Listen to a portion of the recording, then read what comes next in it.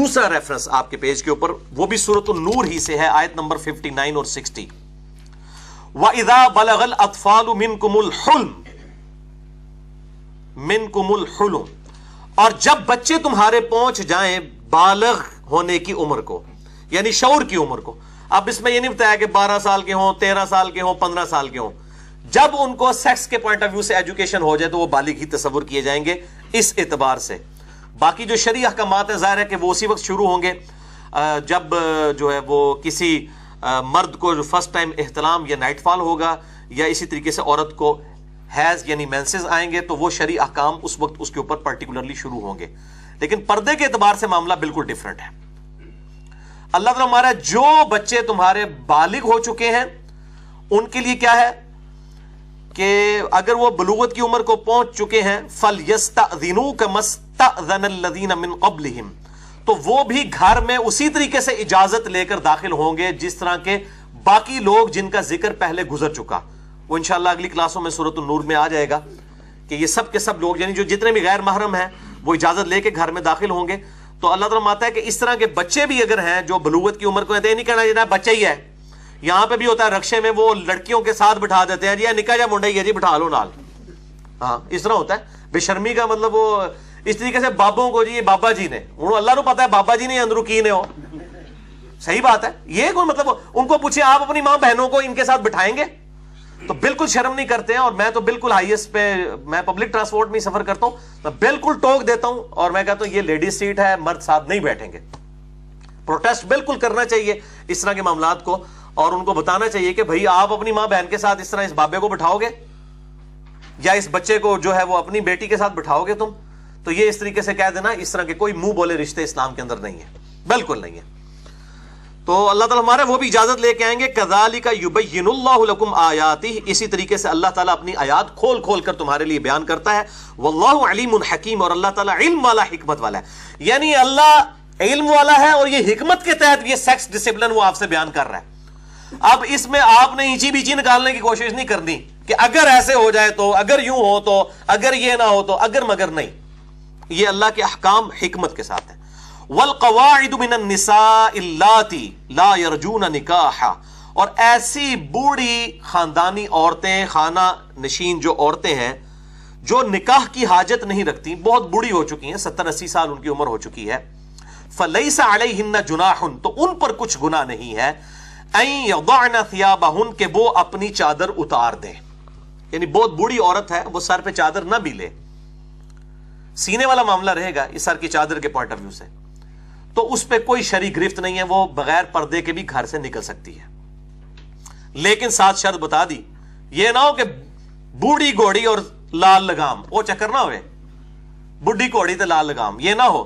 غیر متبرجات بزینہ، وہ ایسی عورتیں ہوں کہ جو زینت اور آرائش کی خواہش مند نہ ہوں. یہ نہ ہو کہ 70 سال کی بھی وہ سرخی پاؤڈر نکال کے باہر نکلے اور کہ جی قرآن میں لکھا ہے کہ بوڑھی عورت کے لیے پردہ ختم ہو گیا. اس بوڑھی عورت کے لیے پردہ رہے گا. اور ابھی تو مطلب اس قسم کے یہ یعنی میک اپ کے سامان آ چکے ہیں کہ 50 سال کی عورتیں جو ہیں وہ 30 سال کی نظر آتی ہیں، 70 سال کی عورتیں جو ہیں وہ 50 سال کی نظر آتی ہیں. تو یہ ان عورتوں کے لیے احکام پھر نہیں ہوں گے. وَأَن يَسْتَعْفِفْنَ خَيْرٌ لَهُنَّ، ساتھ ہی تقوی کی بات بھی کر دی کہ اگر ایسی عورتیں بھی پردہ کریں یہی ان کے لیے بہتر ہے. اور الحمدللہ بلکہ یہ تو بیچاری کرتی ہیں. یہ مسئلہ ینگ جنریشن کا ہے. بوڑھی عورتیں تو ابھی تک جو ہے نا وہ اس چیز کا اہتمام، الحمدللہ میری دادی اماں کی 90 کے قریب ایج ہے، وہ ابھی بھی ماشاءاللہ برقع لے کے نکلتی ہیں، الحمدللہ بغیر برقعے کے نہیں نکلتی. تو یہ اس اعتبار سے انسان کو احتیاط کرنی چاہیے. واللہ سمیع علیم، اور اللہ تعالیٰ سننے والا اور علم والا ہے، اس کو سب کچھ پتا ہے جو کچھ تم کرتوت کر رہے ہو. بالکل یہ پبلک کو تو آپ دھوکہ دے سکتے ہیں لیکن اللہ کو دھوکہ نہیں دے سکتے. تیسرا ریفرنس اب آ گیا وہ چہرے کے پردے کے اعتبار سے، سورۃ الاحزاب کی آیت نمبر 32 اور 33. یا نساء النبی، اے نبی کی بیویوں، لستن کاحد من النساء، تم جہان میں سے کسی ایک عورت کی مثل بھی نہیں ہو. یعنی تمہارا سٹیٹس عام عورتوں والا نہیں ہے، تم نے رول ماڈل بننا ہے امت کے لیے، تم عام عورتیں نہیں ہو. اور اسی میں سورۃ الاحزاب میں آتا ہے کہ اگر تم نے بے حیائی کی تو تمہیں دگنا عذاب دیا جائے گا.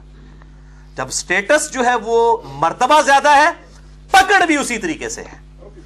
تو اللہ تعالیٰ فرما رہا ہے کہ تم کسی بھی ایک عورت کی طرح نہیں ہو. ان اتقیتن، اگر تم پرہیزگاری اختیار کرو تو فلا تخضعن بالقول، تو بات نرمی کے ساتھ نہ کرو کسی مرد کے ساتھ. فیطمع الذی فی قلبہ مرض، کہ جس کے دل میں روگ موجود ہے، غلط خواہش وہ دل کے اندر رکھتا ہے عورتوں کے شغف کے اعتبار سے، تو وہ اپنا کوئی معاملہ تمہارے ساتھ سیدھا کرنے کی کوشش کرے. وقلنا قولا معروفا، لیکن بات نرمی کے ساتھ کرنی ہے. یعنی وہ لچھے پن والا انداز بھی نہ ہو، تھوڑا سختی کا انداز ہو، لیکن بات وہ اس معروف طریقے سے ہونی چاہیے. نرمی اس کا معنی اپروپریٹ نہیں ہوگا، معروف ہوگا ذرا سلجھے ہوئے انداز میں، لیکن سختی کے ساتھ، تاکہ مرد کے ذہن میں کوئی نیگیٹو خیال نہ آئے، لچھے دار گفتگو نہ ہو. وَقَرْنَ فِي بُيُوتِكُنَّ، اور ٹھہری رہو اپنے گھروں میں. یعنی اسلامی معاشرے میں عورت کا مقام ہے گھر. وَلَا تَبَرَّجْنَ تبرج الجاہلیت الاولی، اور مت آرائش کرو، اپنی آرائش اور اپنی زینت کو نمایاں نہ کرو جس طرح کے جاہلیت کے دور میں ہوتا تھا کہ عورتیں نکلتی تھی اس طریقے سے، وہ ان کے بال بھی کھلے ہوتے تھے. ایسے معاملات تم نے نہیں کرنا. تو یہاں پر بھی کلیئر کٹ حکم آیا، اور یہی وہ آیات ہیں جن کے کانٹیکسٹ میں اما عائشہ رضی اللہ تعالی عنہا وعلیہ السلام جنگ جمل کے بعد رویا کرتی تھی کہ ہمیں تو حکم تھا کہ ہم گھروں میں ٹھہری رہیں، لیکن ہم نے یہ معاملہ کیا. پھر سیدنا علی نے بھی ان کو معاف کر دیا. یہ الگ سے ایک ٹاپک ہے، میں نے ڈیٹیل لیکچر جنگ جمل کے حوالے سے بھی ریکارڈ کروا دیا ہے، مسئلہ نمبر 159A اہل سنت پاک.com پہ، جسے شوق ہو تو وہ دیکھ سکتا ہے. چوتھا کراس ریفرنس ہے سورۃ الاحزاب سے، آیت نمبر 59 اور 60. اب یہ پرٹیکولرلی وہ پردے کا ذکر آنے لگا ہے جو گھر سے باہر نکلیں گے تو گھونگٹ کرنا ہے یا چہرے کے اوپر پردہ کرنا ہے. یا ایھا النبی، اے نبی صلی اللہ علیہ وآلہ وسلم، قل لازواجک، آپ فرما دیجئے اپنی بیویوں سے، وبناتک، اور اپنی بیٹیوں سے بھی. اس سے بھی یہ بات پتہ چل گئی کہ نبی صلی اللہ علیہ وسلم کی بیٹیاں ایک سے زیادہ تھیں. ویسے میں نے مسئلہ نمبر 159B میں بھی بتا دیا کہ اہل سنت اہل تشیع کی کتابوں میں ہے کہ آپ صلی اللہ علیہ وسلم کی 4 بیٹیاں اپنی ہی تھیں، سیدہ خدیجہ سے، سگی بیٹیاں تھیں. اپنی بیویوں سے اور اپنی بیٹیوں سے، وَنِسَاءِ الْمُؤْمِنِينَ، اور مومنین کی عورتوں سے بھی. اب یہ غامدی صاحب کہتے ہیں اور شیخ البانی کہتے ہیں کہ جی یہ امہات المومنین کے لیے چہرے کا پردہ تھا، باقی عورتیں چہرہ کھول سکتی ہیں، ان کے لیے پردہ تھا. تو اب یہاں پہ کیا صرف امہات المومنین کا ذکر ہے؟ پہلے کہا امہات المومنین، اس کے بعد کہا اپنی بیٹیوں کو، وَنِسَاءِ الْمُؤْمِنِينَ، اور مومنین عورتوں کو، مومنین کی عورتوں کو. کیا یدنین علیہن من جلابیبہن، کہ وہ ڈال کر رکھیں اپنے اوپر اپنے چادروں کے، جو اوپر بڑی چادر ہے اس کے پلو اپنے اوپر لٹکا کر رکھیں چہرے کی طرف، جس طرح گھونگٹ والا معاملہ. ذالک ادنا ان یعرفن فلا یؤذین، تو یہ ایک ذریعہ ہے کہ وہ اس سے پہچان لی جائیں کہ یہ خاندانی عورتیں ہیں تو ان کو اذیت نہ دی جائے. کوئی لفنگا جو ہے ان کو چھیڑنے کی کوشش نہ کرے. جس طرح آج بھی جو برقعے کے اندر عورت نکلتی ہے چہرے کا نقاب کیے ہوئے، ظاہر لوگ اس کو اس اعتبار سے رسپیکٹ کے ساتھ دیکھتے ہیں، اور جو عورت جو ہے وہ بال کھول کر چہرہ کھول کر پھر رہی ہوتی ہے، لوگ کہتے ہیں یہ تو خود تیار بیٹھی ہوئی ہے، تو اس کو وہ پھر دیکھنا فرض سمجھتے ہیں. ویسے تو یہ جو بغیرت قسم کے مرد ہیں وہ تو برقعے والی عورتوں کو بھی نہیں چھوڑتے، لیکن ان عورتوں کو تو وہ اس سے زیادہ ہی برے طریقے سے ٹریٹ کرتے ہیں جو چہرہ کھول کے یا بال کھول کر پھرتی ہیں. تو اللہ تعالیٰ مارا ہے کہ خاندانی عورت نظر آؤ تاکہ کوئی چھیڑے نہ تمہیں. وَكَانَ اللَّهُ غَفُورًا رَحِيمًا، اور اللہ تعالیٰ بخشنے والا مہربان ہے. لَإِن لَّمْ يَنْتَهِ الْمُنَافِقِينَ وَالَّذِينَ فِي قُلُوبِهِم مَرَضٌ، اور اگر باز نہ آئے یہ منافقین اور جن کے دل میں مرض ہے، وہ باز نہ آئے اپنی غلط حرکتوں سے کہ وہ مؤمنین عورتوں کے ساتھ چھیڑخانی کرتے ہیں. وَالْمُرْجِفُونَ فِي الْمَدِينَةِ، اور شہر کے اندر جھوٹی افواہیں پھیلاتے ہیں، سکینڈلائز کرتے ہیں چیزوں کو. لَنُغْرِيَنَّكَ بِهِمْ، تو اے محبوب صلی اللہ علیہ وسلم ہم ضرور آپ کو ان پر مسلط فرما دیں گے. ثُمَّ لَا يُجَاوِرُونَكَ فِيهَا إِلَّا قَلِيلًا، پھر یہ مدینہ شریف میں چند دن کے سوا ٹھہر نہیں سکیں گے، پھر ہم زبردستی ان کے ساتھ کریں گے کہ اس طرح کے لوگوں کی اسلام کے معاشرے میں کوئی اجازت نہیں ہے جو اسکینڈلائز کریں چیزوں کو.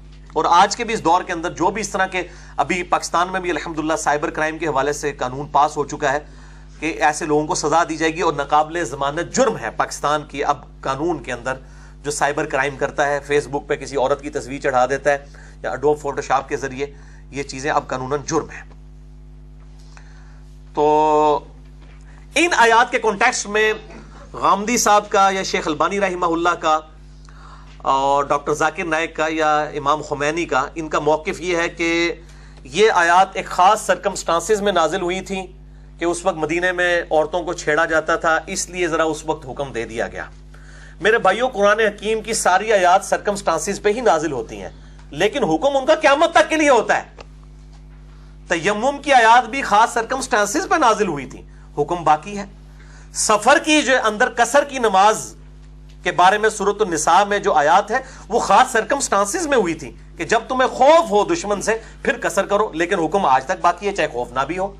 اسی لیے میں نے مسئلہ نمبر 154 اہل سنت پاک.com پہ ریکارڈ کروا دیا ہے کہ جو قرآن حکیم کی آیات ہیں یہ سرکمسٹانسز پہ تو نازل ہوتی ہیں، لیکن تعویل عام کے اعتبار سے قیامت تک ان کا حکم باقی ہے. اور اس میں نے ایک جملہ بولا تھا، جسے فٹ اسے گفٹ، یعنی جس کے اوپر وہ حالات و واقعات آتے ہیں ان کے ساتھ. تو آج کل تو پرفتن دور زیادہ ہے، میں کہتا ہوں مہات المومنین کے دور تو عشر عشیر بھی بے حیائی کے حوالے سے نہیں تھا جو آج کا دور بن چکا ہے. میں انشاءاللہ اس کے اوپر ڈسکشن بھی کروں گا تھوڑی سی. تو یہ حکم عام ہے قیامت تک کے لیے.